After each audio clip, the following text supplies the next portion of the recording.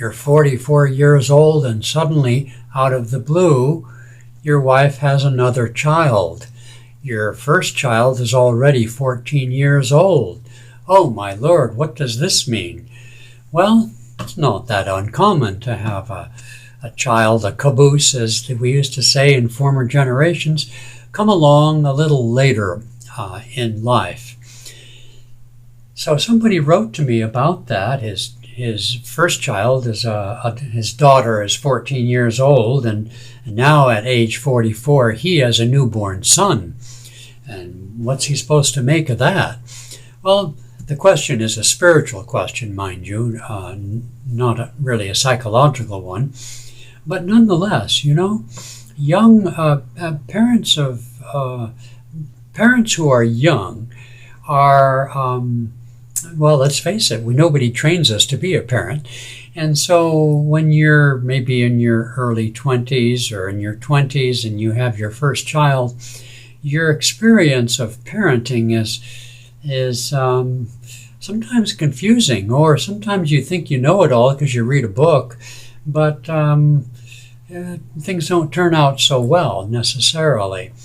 So having a child later in life is a wonderful opportunity to improve your parenting skills and to use those improvements for the benefit of this later child.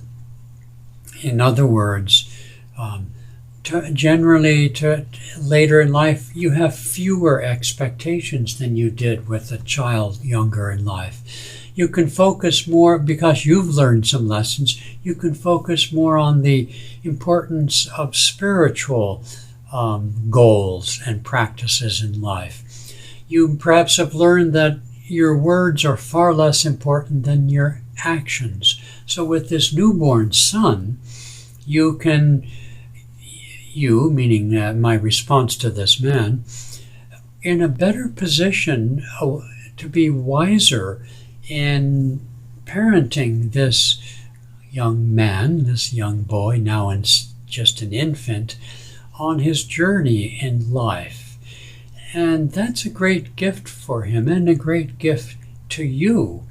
So even though this guy will be, 60 years old when this infant becomes 14 or 16 years old and a teenager, that's going to be different.